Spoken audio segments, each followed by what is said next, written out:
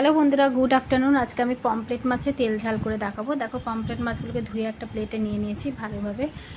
আমার পমফ্রেট মাছটাকে নুন দিয়ে দিচ্ছি, 1 চামচ নুন দিয়ে দিলাম, 1 চামচ হলুদ দিয়ে দেবো, দিয়ে ভালো করে এপিট ওপিট করে ভালো করে মাখিয়ে নেবো। নুন হলুদটা মাখিয়ে রেখে ততক্ষণে মশলাটা আমি এখানে রেডি করে নেবো।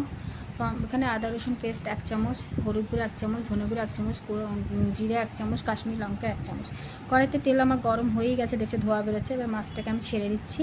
পুরো হয়ে মাছটাকে নুন হলুদ মাখানো হয়ে গেছিলো। এবার মশলাটা করছি। এখানে 2টো পেঁয়াজ নিয়েছি বড় বড় কুচিয়ে, 2টো টমেটো কুচিয়ে নিয়েছি, 1 চামচ এখানে পোস্ত দেবো, 1 চামচ আর 1 চামচ দেবো, 2 চামচ পোস্ত দিলাম। দিয়ে এটা মশলা মিক্সিজারে পেস্ট করে নেবো।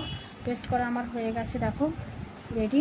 এবার আমি ফোড়নে কালো জিরে দেবো। মাছটা আমি ভেজেই নিয়েছি। মশলাগুলো আমার প্লেটে নেওয়া হয়ে গেছে, মাছটাও ভাজা হয়ে গেছে। এই মাছটা তুলে নেবো কড়াই থেকে। তুলে নিয়ে এখানে তেলের মধ্যে কালো জিরে ফোড়ন দেবো। কালো জিরে ফোড়ন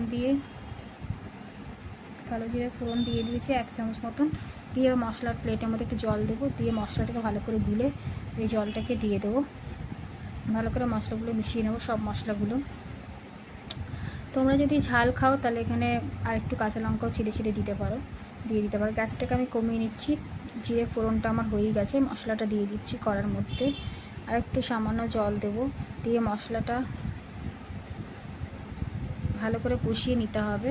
এবার আমার মিক্সি জারে পেঁয়াজ টমেটো পোস্ত যে বাটা আছে সেই বাটাটাও আমি এর মধ্যে দিয়ে দেবো। দিয়ে ভালো করে আগে মশলাটাকে ভালো করে কষিয়ে নেব যতক্ষণ না তেল ছাড়ছে। মশলাটা পুরো দিয়ে দিচ্ছি, দিয়ে এবার ভালো করে কষিয়ে নেব। নিয়ে এবার তেল ছেড়ে গেলে ওতে জল দিয়ে দেবো। দেখো ভালো করে নেড়ে চেড়ে মশলাটা আমার প্রায় কষানো হয়েই এসছে। আমি এখানে 1 চামচ নুন দিচ্ছি, যেহেতু মাছে মাখানো আছে, আর একটু চিনি দিলাম সামান্য। দিয়ে ভালো করে মশলাটাকে কষিয়ে নিচ্ছি।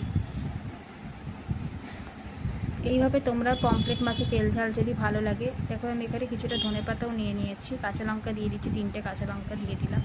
তোমাদের যদি এই পমফ্রেট মাছে তেল ঝাল রেসিপিটা ভালো লাগে তাহলে অবশ্যই লাইক সাবস্ক্রাইব করো, কমেন্ট করতে ভুলো না।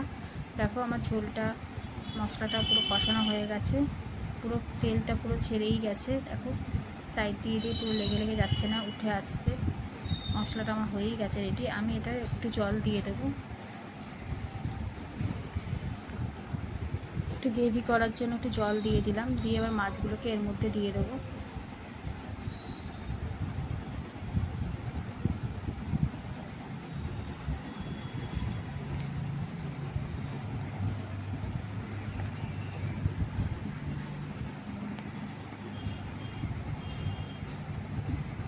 মাছগুলো সব দেওয়া হয়ে গেছে, একটু নেড়ে ছেড়ে ঢাকা দিয়ে দেবো। মাছটা সেদ্ধ হতে দেবো একটুখানি ঝোলের সাথে, যাতে ফুটে মিশে যায়।